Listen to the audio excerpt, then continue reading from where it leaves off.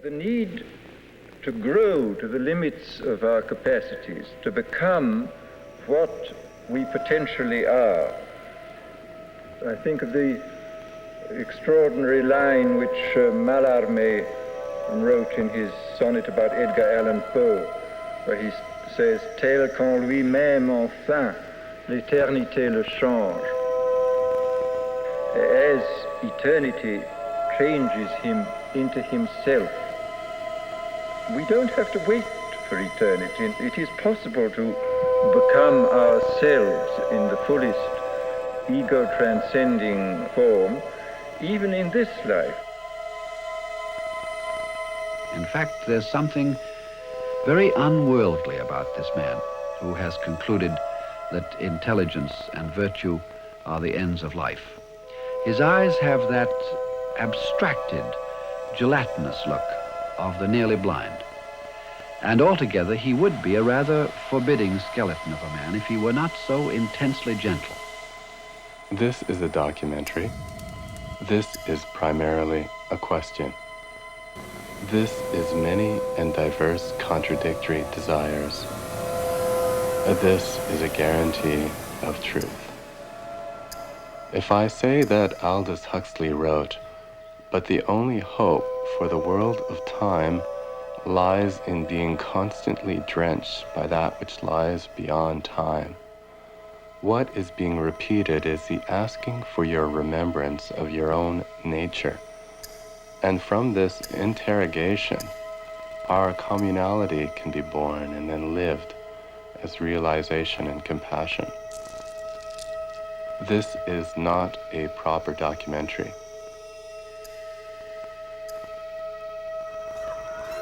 The project is not about the chronology of Huxley's life, but about his ideas. Gene Houston, Senior Advisor to the United Nations on Matters of Human Development. Aldous Huxley loved Homer, and I think he'd be vastly amused, wherever he is, maybe right here, if we began by invoking his spirit in the same way that Homer, in the opening lines of the Odyssey, invokes the story of Odysseus. And the lines, translated in English, are, "Sing in me, muse, and through me tell the story of the man of many ways." And yet, Aldous, being a student of languages, would have probably enjoyed it if we all did it together in ancient Greek. And I don't mean any piddling Platonic Greek, I mean Homeric Greek, which would have sounded bardically like, Handro moienepe, musa polytropous. So let's all do it, if you'd all stand up. We're going to invoke the spirit in ancient Greek of the man of many ways. I'll give you the lines. Andra moienepe, with a lot of expression. Andra moienepe, musa polytropous.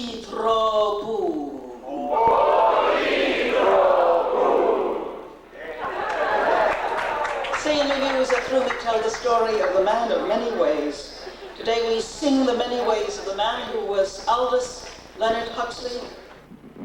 We have to attack on all the fronts. I mean, just as we have to attack the individual human problem on its psychological, its physiological, and its social front, so we have to attack the general social problem on its organizational front and also on the front of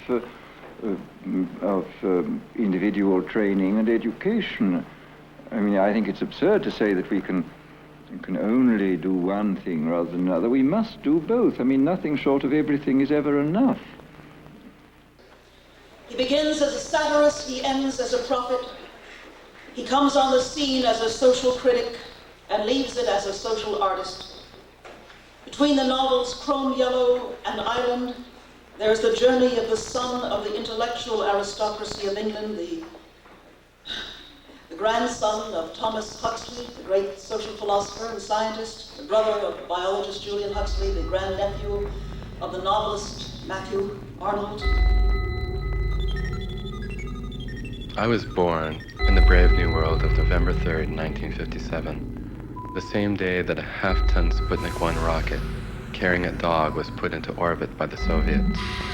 The dog, Leica, was kept alive for 10 days, proving that life could survive prolonged weightlessness in the other then unknown conditions of outer space. My parents were considering calling me Sputnik number 1. I would have been the first space-age punk.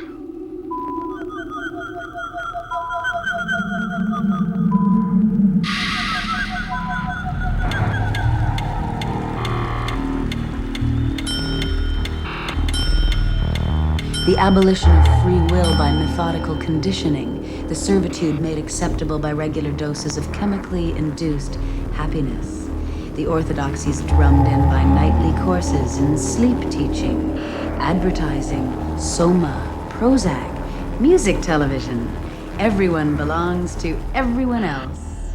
The whole history of recent times in relation to science and technology shows that if you plant the seed of applied science or technology, it proceeds to grow, and it grows according to the laws of its own being.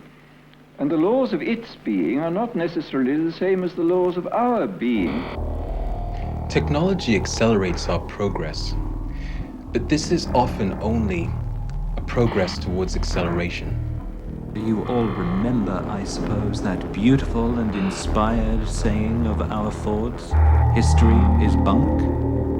He waved his hand, and it was as though with an invisible feather whisk he had brushed away a little dust, and the dust was Harappa, was Ur of the Chaldees, some spiderwebs, and they were Thebes, and Babylon, and Knossos, and Mycenae.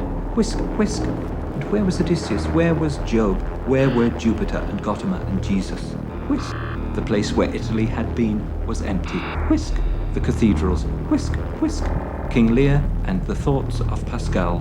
Whisk. What I may call the messages of Brave New World, that it is possible to make people contented with their servitude. I think this can be done. I think it has been done in the past, but I think it could be done even more effectively now, because you can provide them with bread and circuses, and you can provide them with endless amounts of distractions and propaganda. I first read Huxley's Brave New World when I was 9 years old. The year was 1967. Was the novel science fiction or a portrait of the world that I was going to eventually have to find my way in? The horrific vision of voluntary acquiescence to the solidarity of a world civilization bent on the twin directives of thoughtless pleasures and ordered efficiency. A thoroughly narcissistic society without an aspiration towards beauty or grace, and without the troubles of the contemplation of a soul. October the 21st, 1949. Dear Mr. Orwell, the nightmare of 1984 is destined to modulate into the nightmare of Brave New World. The change will be brought about as a result of a felt need for increased efficiency. Thank you once again for the book. Yours sincerely, Aldous Huxley. Impersonal forces of population and organization, and social engineers trying to direct these forces are pushing us into a new medieval system. Now, what do you mean by that? Well, I meant that in this utopian novel of mine, Brave New World, I described not exactly a medieval system, but a kind of scientific caste system, and that it was controlled not by force, but by manipulation of human minds and bodies. And I would think that, I would think that it's true that there are impersonal forces pushing us in the direction of central totalitarian control.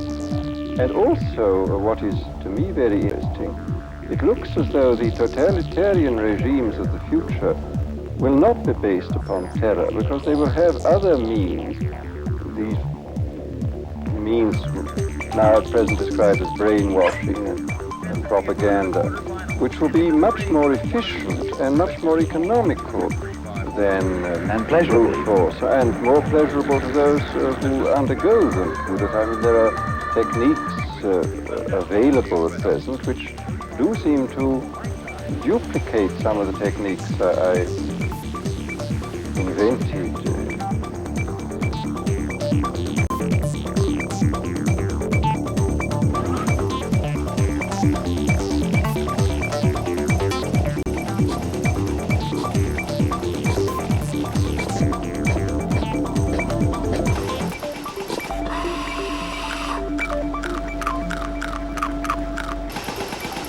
1936, when you wrote Brave New World, there was a kind of certainly implicit pessimism here about the future, about man. Yes, and unfortunately, of course, I put all the events in Brave New World in the 7th century after Ford, and a great deal of it has come true within 27 years, or whatever the period is since I wrote it. I'm often very alarmed at what has already happened in the way of the prophecies being fulfilled. And I do think that we seem to be moving in that direction, that there seem to be a number of impersonal forces pushing that way, and a number of technological discoveries which can be used to accelerate the movement in that direction.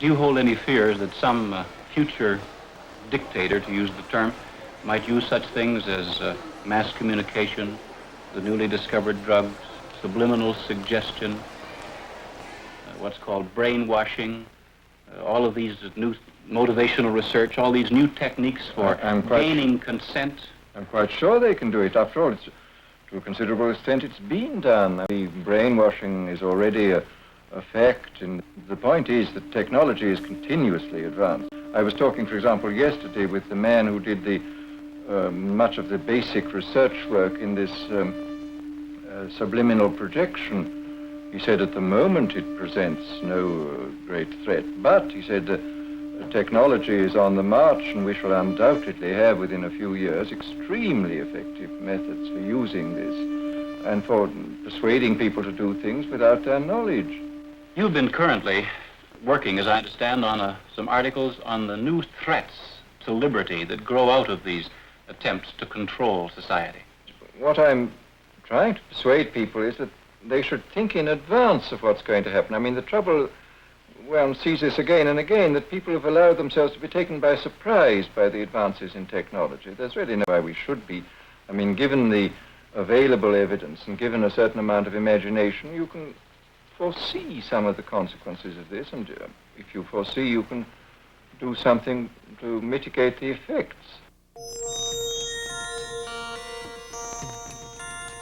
Hysterically definitive, thoroughly logical, repeated chants of zeros and ones gives you any number of numbers to a practical infinity of mathematically seasonable strawberry fields. The binary diffuses an exactitude of similitude, reigns an illusion of perfectitude through continual electronic switches, allowing and disallowing an algorithmic procedural commands.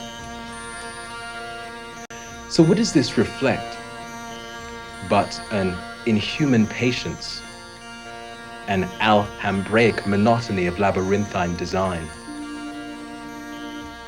Terminal language, program language.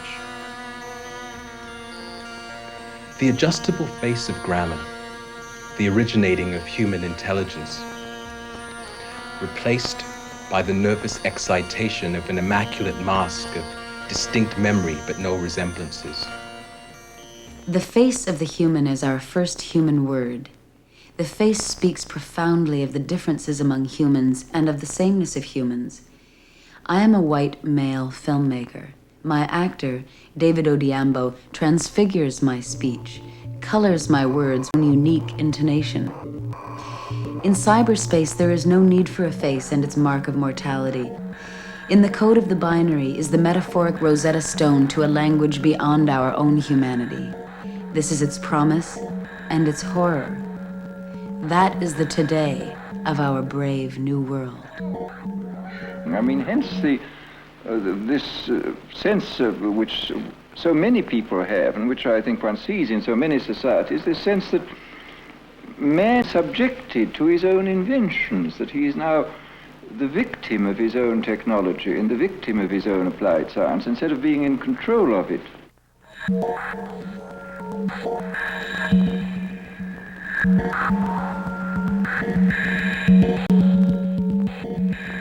the caustic history of capitalization fuses in our bodies, the welt of greed erupts as our primary encouragement and reason to be.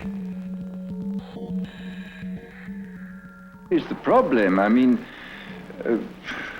I think that this is perhaps one of the major problems of our time. How do we make use of this thing? I mean, after all, this was stated in the Gospel. Man, the Sabbath was made for man and not man for the Sabbath. And in the same way, technology was made for man and not man for technology. But unfortunately, the development of recent social and scientific history has created a world in which man seems to be made for technology rather than the other way around. What program are you watching? The program is watching you. Which program are you acting in? Which program is suppressing you? Democracy and the possible human is subsumed under a banner of exploitation. Progress then is nothing more than technological five and dime gimmicks, a further enslavement.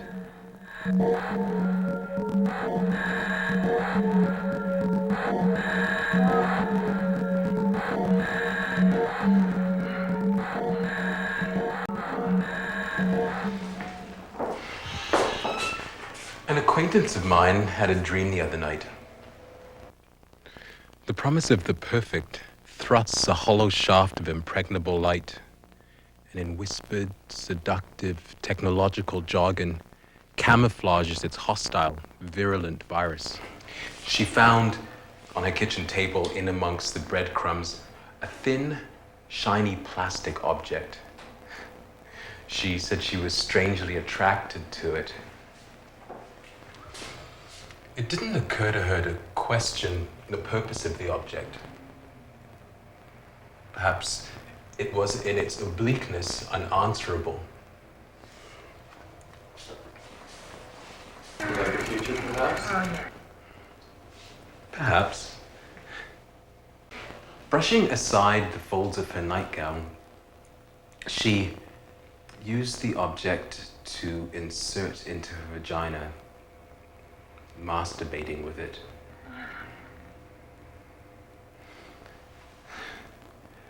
Of course, this object must have been a future life form, infiltrating the dream dimensional of the earthly sphere. Who knows? And who knows how many humans it had sex with that night, or what prodigy it predicted with its action. But notice its resemblance to computed diskette. A thin, square wafer, the Eucharist of our processing era. The era of carbon chemistry life is drawing to a close on Earth, and a new era of silicon-based life, indestructible, immortal, infinitely expendable, is beginning.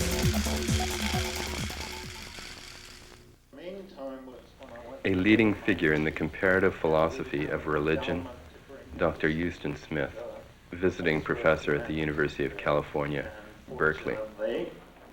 Without much trouble, my nomination of Aldous Huxley succeeded. Huxley arrived at MIT at exactly the moment that Timothy Leary arrived at Harvard, having taken some mushrooms on the side of a swimming pool in Cuernavaca en route, so they got together. He gave a series of lectures in Kresge Auditorium, and at one point they grew so heavily that they had to, the Boston police force, traffic force, had to augment their staff on Wednesday evenings because of the traffic jams that were being created across the Charles River in Cambridge.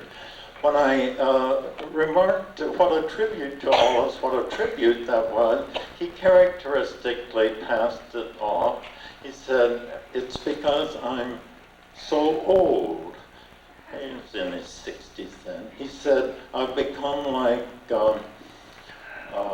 Anne Hathaway's cottage. He said, if I live to be 100, I will be like Stonehenge. A rationalist and a skeptic of the first order who early on took the role of detached observer, he set about acquiring leaky margins to the universe and courted the ways and means to become transparent to transcendence. This was Aldous Huxley. Looking at the novels, we see the satirist and the social critic in those early novels, Chrome Yellow, Antique, those barren leaves, Point Counterpoint. Books rich in ironies, showing the contradictions in the human condition.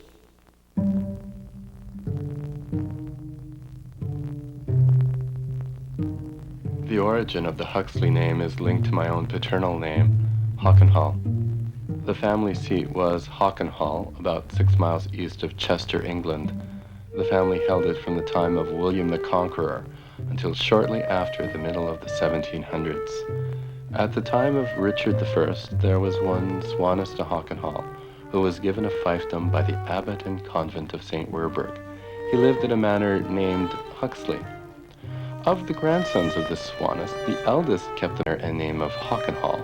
The younger one took his name from the fief Huxley.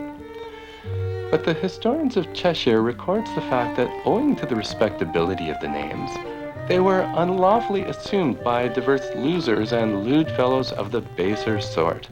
And my father also used to declare that he was certain the legitimate owners of the name were far too sober and respectable to produce such a reprobate as himself, and one of these losers must be his progenitor. Once, when my brother was in Chicago, he checked a phone book and found one Maddie Hockenhall. He phoned her up and told her who he was. She then asked him if he was a white man. She was the widow of a black man whose family got the name as slaves of Hockenhall, Florida. In Huxley's novel, Point Counterpoint, the thoroughly modern material girl who has embraced a society that equates speed with progress and the personal ego with the omnipotence of God explains her rationale for living without commitment.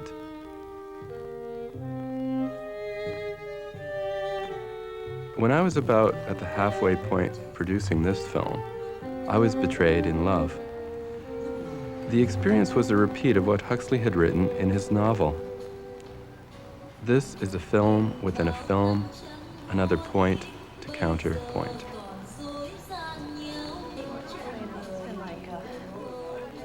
One after another, after another, after another, without a break in between.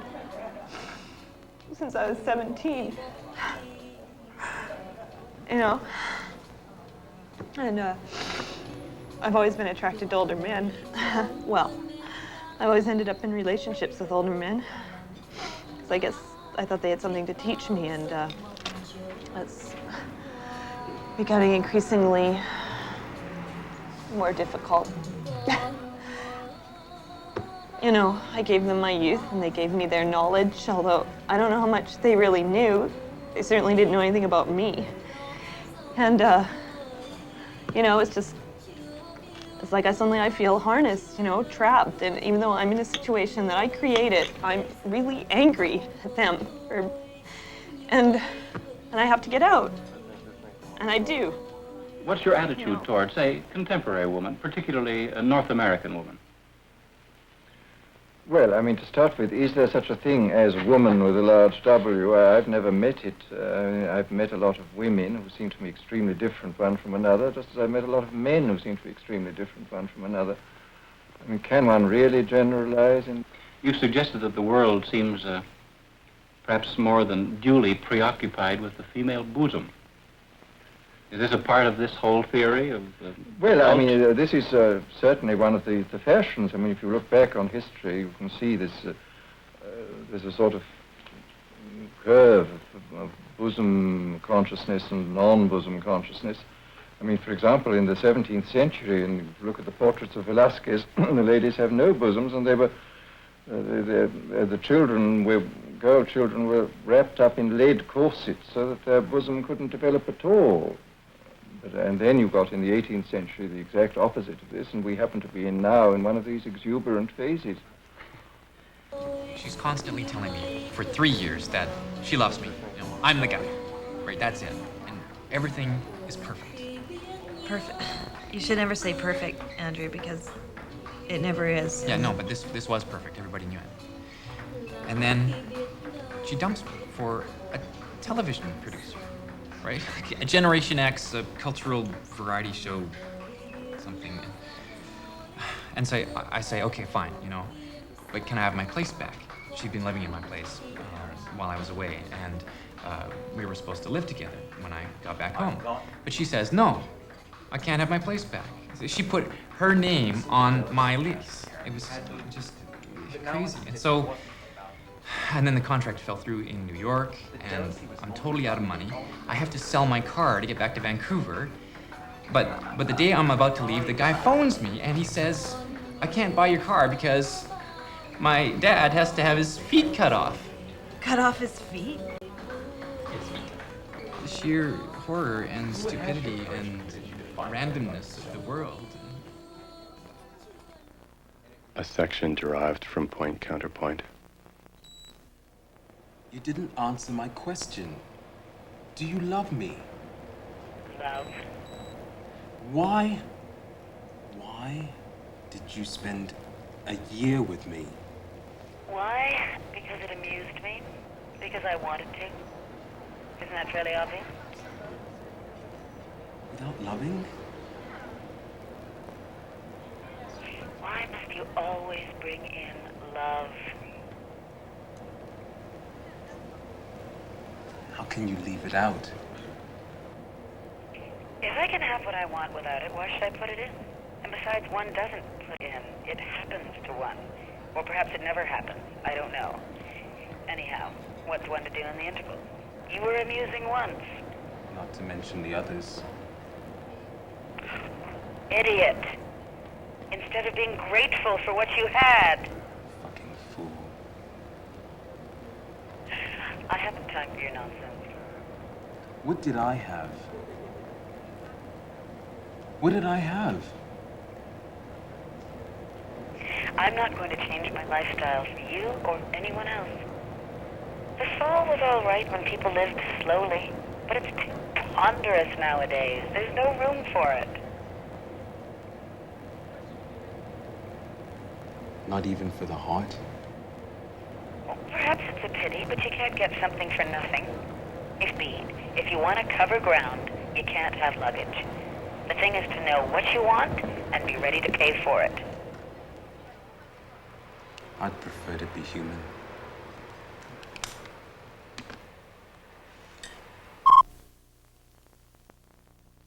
Quoting Huxley on Aesthetics, 1931.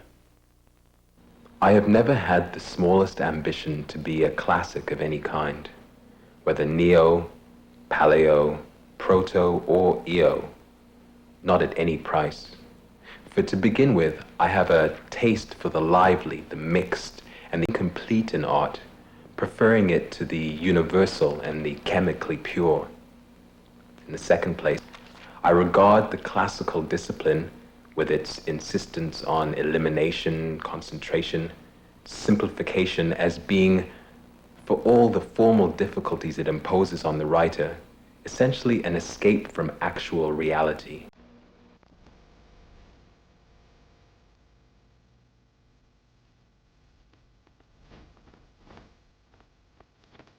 In the 30s, with the ever-increasing threat of warfare, Huxley turned his pen to writing pacifist articles.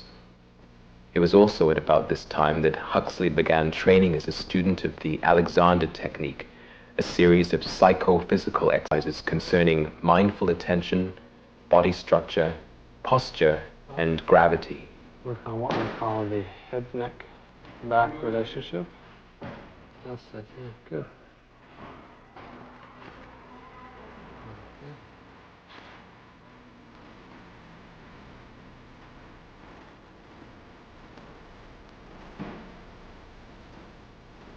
So in a sense, you could say that the goal of upright stature is one of length. And where I've got my hand right here, at the base of your skull, that's the non-orthogonal joint. So in a sense, that's the top end of yourself. Everything sort of comes up, all the musculature kind of attaches in around that area of yourself. And that's where the... BBC broadcast, 1934. Man is a profoundly social being and derives enormous satisfactions from feeling himself at one with the other members of his group. War strengthens all the ties that bind the individual to the group and heightens his sense of group solidarity to the pitch of intoxication. The barbarian and the unconscious sadist are strong within us. So strong that even in peacetime, newspaper proprietors find it worth their while to devote a large proportion of their space to the description of crimes. In wartime, half of every morning's paper deals with slaughter, and most of the rest consists of incitements to hatred on the one hand and to group solidarity on the other. The first condition of war is that the population of the planet should be divided into organized groups, and that each individual should be conscious of his own group's separateness from and superiority to all other groups. The patriot is allowed to indulge with a good conscience in vanity and hatred. Vanity in regard to his own group, hatred in regard to all other groups. The talk you've just heard was one of the series, The Causes of War, and the speaker was Mr. Huxley. 1936. Sir, we have been keeping an eye on you for some time past and have decided that you cannot be allowed to go on in your present disloyal and treacherous way. We give you fair warning. If you make any more of your dirty pacifist speeches, we shall deal with you as you deserve. It is announced that you are speaking tonight in Battersea. We shall be there. So we advise you, if you value your yellow skin, to keep away. You do not deserve this warning, but we want to behave sportingly, even towards a skunk like you. Yours faithfully, a group of patriotic Englishmen. 1956. The notion that one can educate young people without making any serious attempt to educate the psychophysical instrument by means of which do all their learning and living seems on the face of it radically absurd. Looking back over my own years of schooling, I can see the enormous deficiencies of a system which could do nothing better for my body than military drill and compulsory football. Nothing better for my character than prizes, punishments, sermons, and pep talks. And nothing better for my soul than a hymn before bedtime. The word freedom perhaps is too vague a term in this sort of context. I think what we have to ask is what sort of a social pattern and what sort of a political regime is best calculated to help the individuals in the society to realize the maximum extent of their desirable potentialities. I mean, it's quite obvious that most of us are functioning at about 10% of capacity, and that wouldn't it be nice if we could function at 20%? As a matter of fact, I've just finished a kind of utopian fantasy, which is the opposite of Brave New World, which is about a society in which a serious effort is made to help its members to realize their desirable potentialities. And I've gone into, I mean, this is an attempt to write what may be called a practical utopia. Nothing is easier, of course, than to enunciate ideals and to say, well, wouldn't it be nice if everybody were good and kind and loving, etc., etc. Of course it would be very nice. The point is, how do you implement these ideals? How do you fulfill your good social and psychological intentions? And when you come down to this problem, you see it's a very complex problem of organizing family life, organizing education, organizing sexual life, organizing social and economic life. I mean, there are endless factors involved in this, and to try to work out what all these factors should be is I must say, I found a very interesting job. There comes a change, A threshold is crossed, and we are given novels that speak to a big turnaround, what the Greeks called an enantiodromia, a conversion or opening to a citizenry in a universe larger than his previous aspirations, more complex than Orion's. Consider Aldous in Gaza, a book of the mid-30s, a strange, overwritten book that marks a point of no return. No longer could he just parody or maintain a position of disenchantment, for he had moved beyond the appearance of things to the pursuit of the essence behind them. Contained in that book are the ideas that emerged and are developed in most of his later books, the belief in a spiritual reality underlying the phenomenal world, and that this reality is there to be experienced by anyone willing to do the work of clearing the mind to receiving it. A conviction that social changes come about by changing individuals who compose societies. And from this, then, these extraordinary books then emerged after Many a Summer Dies the Swan, an extraordinary book about rejuvenation, Time Must Have a Stop, Consciousness After Death. 1929. Huxley picks up Henry Ford's My Life and Works in a ship's library between Java and Borneo. In these seas, and to one fresh from India and Indian spirituality, Indian dirt and religion, Henry Ford seems a greater man than Buddha. In Europe, on the other hand, and still more, no doubt, in America, the way of Gautama has all the appearance of the way of salvation. One is all for religion until one visits a really religious country. There, one is all for drains, machinery, and the minimum wage. To travel is to discover everybody's wrong. Well, I would call it a kind of attempt to understand things. I mean, this is what I feel about myself. I mean, I've tried to learn all through my life as much as possible, and I've sort of tried to jot down what I feel I've learned, and I think consequently there may seem to be a number of inconsistencies in what I've written, but this I hope is due to the fact that I've begun to learn new things and been able to look at things in a different way, and if the work has any value, it represents the record of a long learning process. Again, I don't see incompatibility between science and mysticism. No. I mean, it's the only form of, this kind of immanent religion is the only form of religion in which there is no conflict at all that I can see between science and religion. Was there any person or any book or any experience in your own life that seemed to turn you towards this? In the 30s, I had a period of depression and insomnia and so on, where I suppose one would call it a kind of crisis in life, and it was at that time that I became especially concerned with this, the whole sort of immanent religion.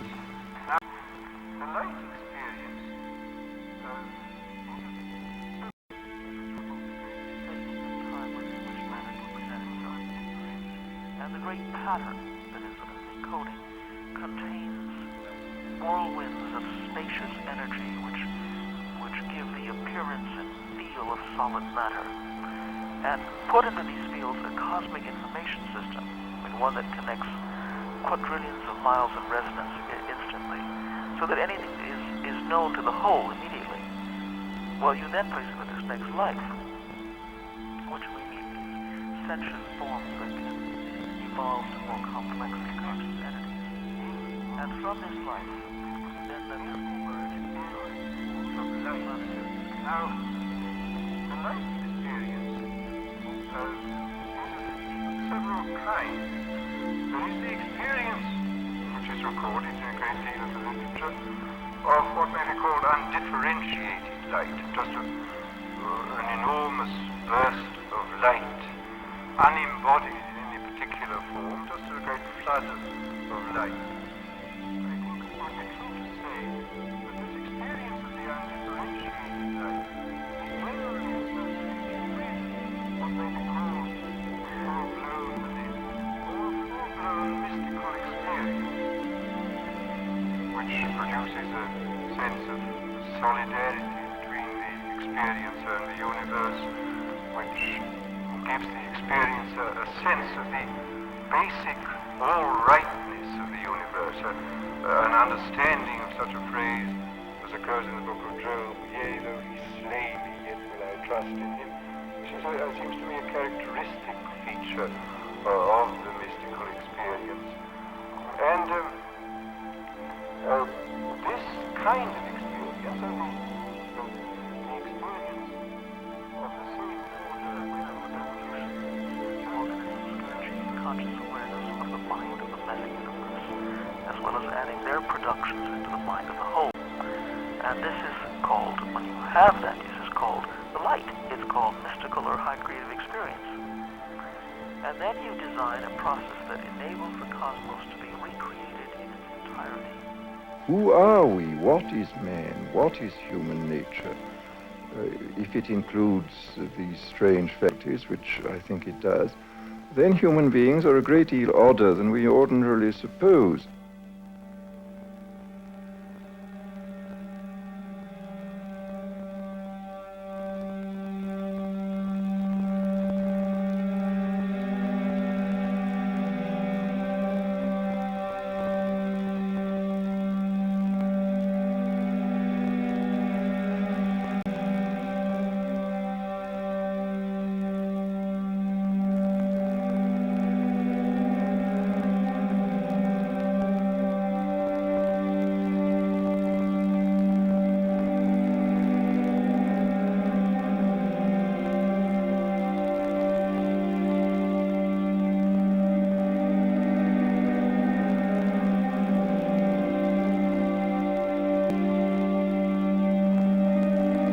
The most profound answer of the human is found in relation to the poetry of gravity and light, an inner and outer subtle bodily engineering, a relationship so accepted and working towards understanding that what was once the clay body becomes an occult seed from which flowers emerge as a gift of the demand of being.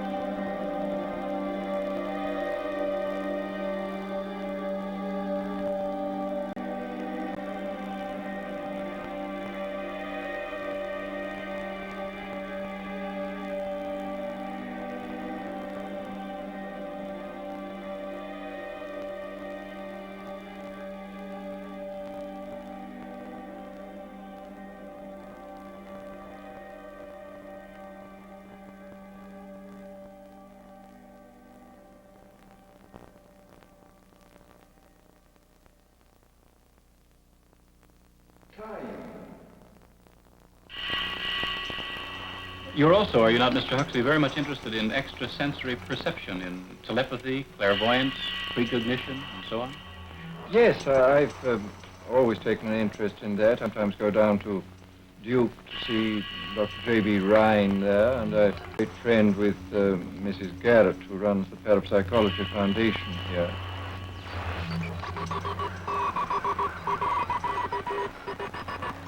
And all of you are starting to rethink what it is to be human, what it is to be.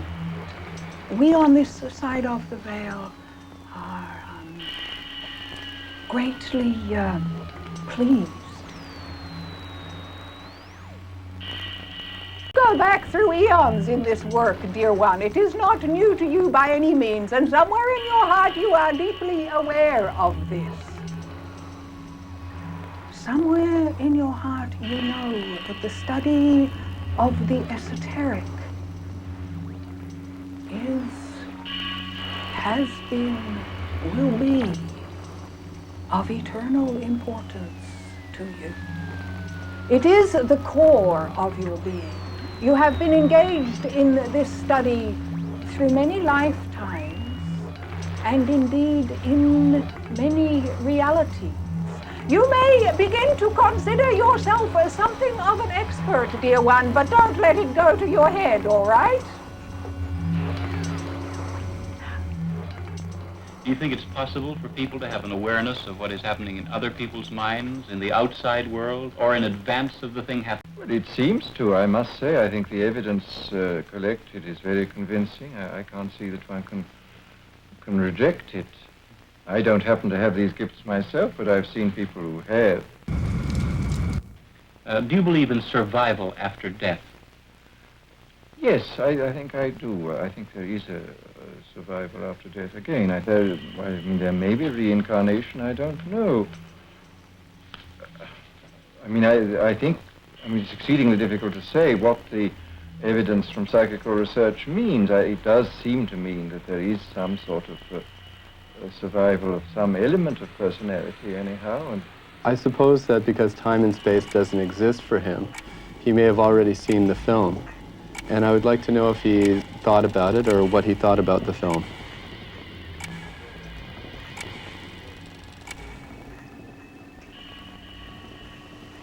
He is aware.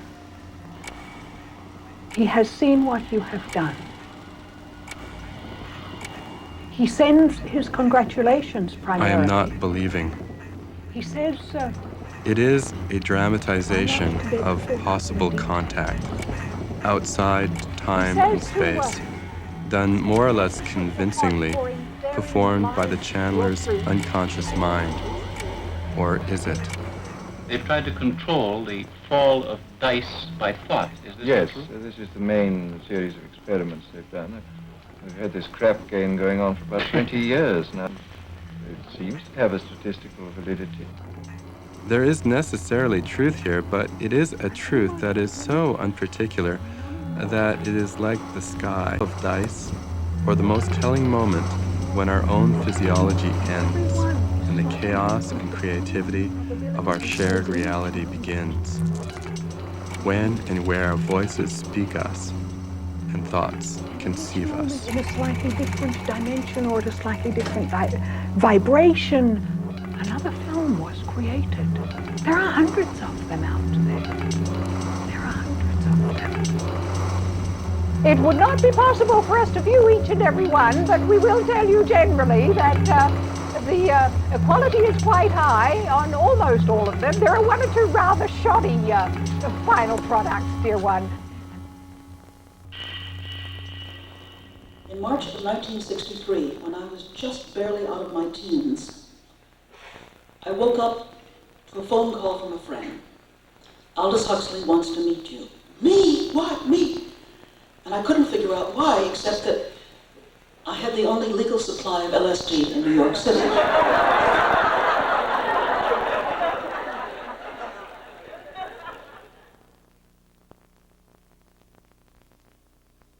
We have to explore the inner world as well as the outer world. I mean, it's quite clear that if we remain fixed as behaviorists solely on the outer world, we miss half the essence of life.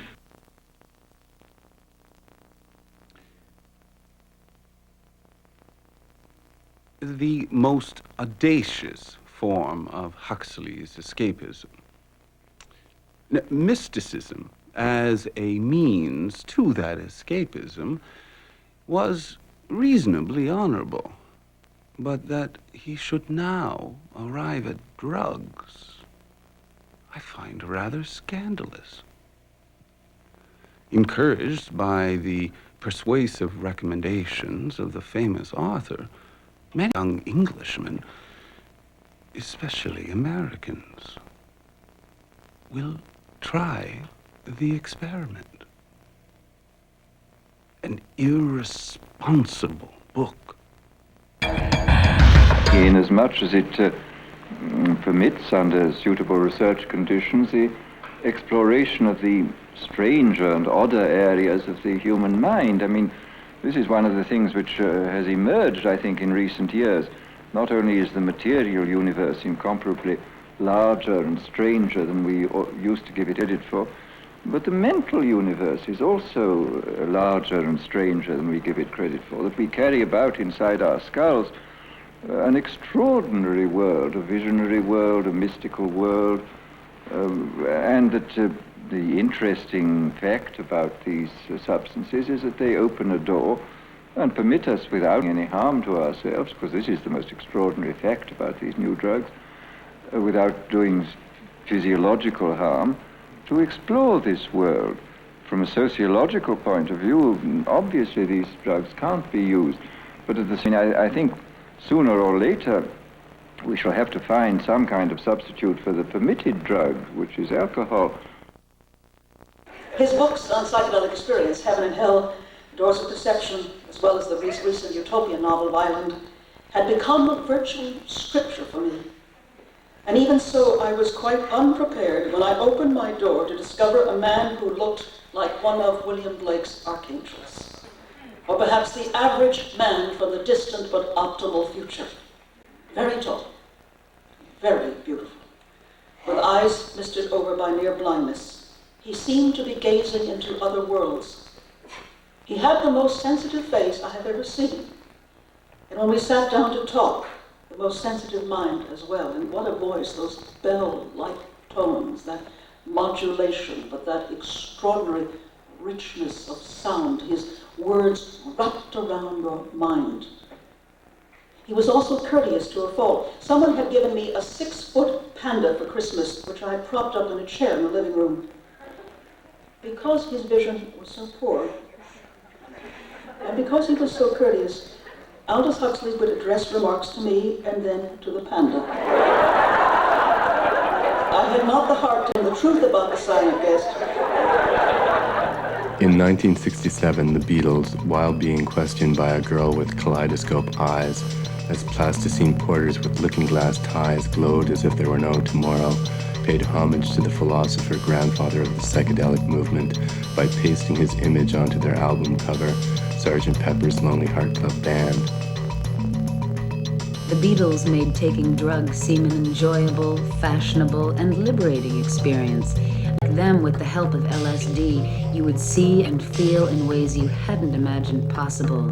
The collective crash was just around the corner, but for today, what was to be learned from such heights was not to be denied by the abuses and nightmares of the day after. The view of utopia is always a reflection on that while seeing the panorama of the end of the world. Utopia and the end of the world, a twirling, spinning coin on its edge careening at catastrophic speeds. Only through the power of sorcery can one discern the figures of the world eternally about to settle and be defined by the inscriptions of a mythic power. The other kingdom. You've been called a salesman for mescaline. But this is a very strange drug, of course. The peyote is this cactus which grows in northern Mexico and Texas and has been used from time immemorial by the Indians of the Southwest. And incidentally, it's come up into Canada now, the use of it. It's become a kind of symbol of cultural nationalism among the Indians. And there's even a Christian version of the peyote religion called Native American Church, which is spreading up north. And it's undoubtedly a very interesting and strange and important drug. And of course, what they've done now, they synthesized it, and they have now another drug, lysergic acid, which produces almost identical effects and produces in most people this transfiguration of the outer world, that everything seems more real and intense and beautiful.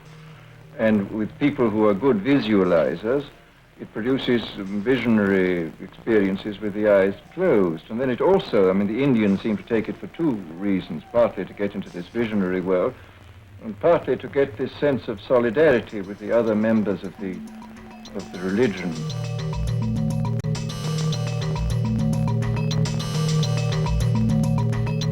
And with the solidarity with the world in general, it produces what may be called a kind of pre-mystical or even a mystical experience. Do you advocate it, as I understand you have, as a sort of substitute for alcohol, as a means for escape? Well, no, not as in its present form, but I think probably, again, this we can look forward to. I would think that probably within 50 years, pharmacology will have discovered a much more satisfactory substitute for alcohol. Looking at flowers in the psychedelic state. In his 2 books of reflections on the mescaline experiences, we see how his experience of 3 ordinary flowers flung open the doors of his already stupendous perceptions into the very heart of the universe. He asked me to read to him the relevant passage from the Doors of Perception. I brought the much marked book from my shelves, and I read something of the following, where he wrote, "I was seeing what Adam had seen on the morning of his creation, the miracle, moment by moment, of naked existence. It was flowers shining with their own inner light, and all but quivering under the pressure of the significance with which they were charged. A transient that was yet eternal life, a perpetual perishing that was at the same time pure being, a bundle of minute, unique particulars in which, by some unspeakable and yet self-evident paradox, was to be seen the divine source of all existence." Huxley followed words with his blind eyes as if he were back in that experience of pure being. He indicated I should go on. A repeated flow from beauty to heightened beauty, from deeper to ever deeper meaning. Words like grace and transfiguration came to my mind, and this, of course, was what, among other things, they stood for. The beatific vision, Sat Chit Ananda, being, awareness, bliss. For the first time, I understood.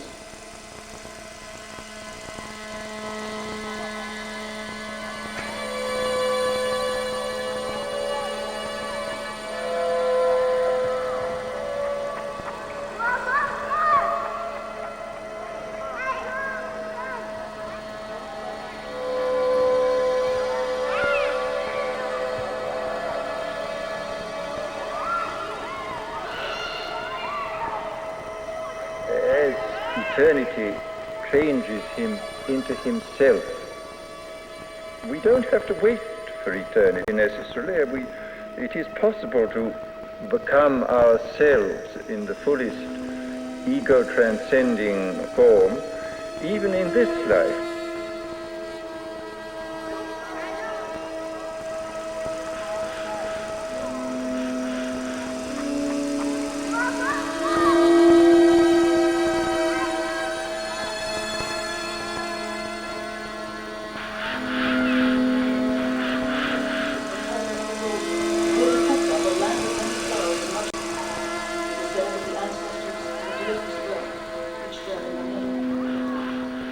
Preternaturally brilliant flowers, he said, bloom abundantly in most of them by visionaries and mystics. And they bloom not just with luminosity, but with the meaning for the one who beholds them. So, sir, you're saying that what is seeded in us for our further blooming is already coded in these flowers met in the mind's antipodes. He said, of course.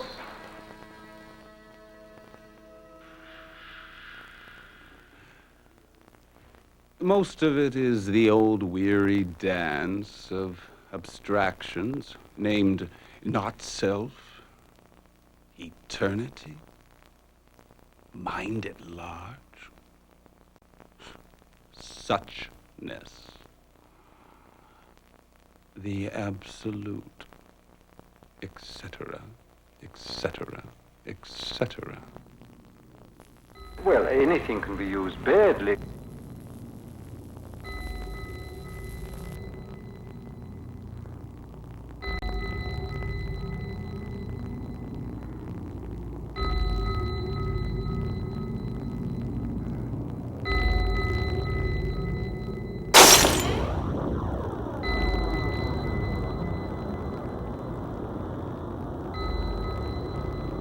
But these particular things, I think, could be used in an extremely valuable way. I mean, as they stand, they are not for general use because they just throw people out for too long a time. But they are capable of enlarging people's minds and of making them discover who and what they are. I mean, they are real tools for having to obey the Socratic injunction, know thyself. On November 22nd, 1963, the same day that John F. Kennedy was assassinated, Pop. Aldous Huxley died. Ill with cancer, Huxley was on his deathbed when he used LSD for the final time. and with the aid of what he termed the moksha method. Yeah, LSD 25. Right. He liberated himself from his body, while his wife Laura whispered from the Tibetan book of death and liberation into his ear. Will you do that when I die? You know, I think we are capable of looking at the world as Spinoza said, under the aspect of eternity in a kind of timeless way, perceiving things, so to speak, as they are, not through the veil of our concepts and notions about them. Huxley reached the final dispensation. Blankness to blankness. No. Patterns, purpose, physics. Oh. The whole space phase mindset of Newton is passé. Quantum mechanics changed all that. Okay, so, cut to the bottom line. Okay. Cut to the chase, what do you mean? Well, facts do not cease to exist because we ignore them. It's like this. The present can only exist because of the observer stopping the endless quantum possibilities by observing. Or as we say, watching the present events unfolding. You've heard of... Vaguely. Matter is potentiality. That's what the world is. A probable description of many possible alternatives. But with each opportunity that causes the wave function to collapse. There's the subatomic particle. If you want to get technical about it. A small part of the universe is made real.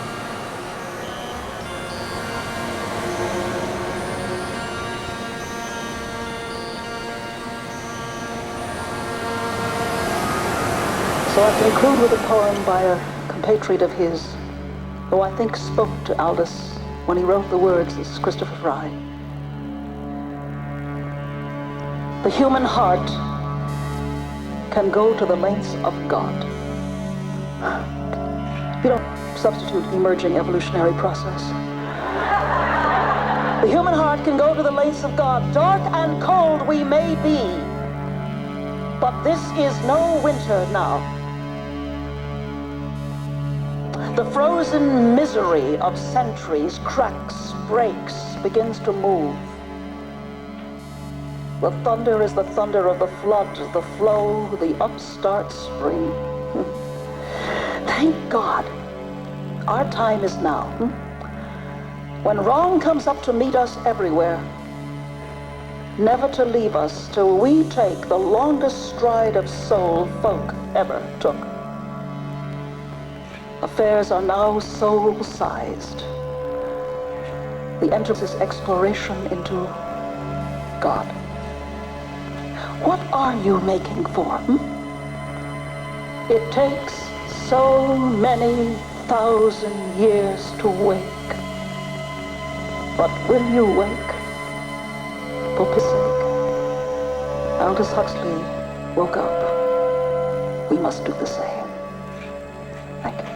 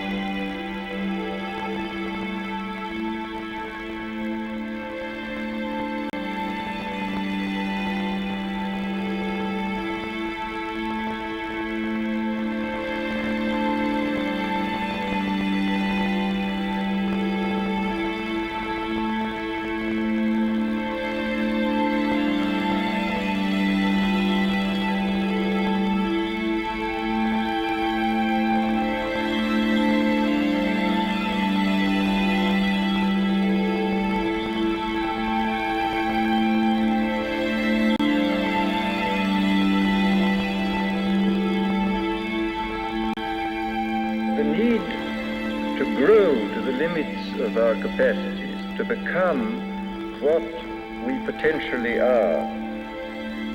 We don't have to wait for eternity. It is possible to become ourselves in the fullest ego-transcending form, even in this life.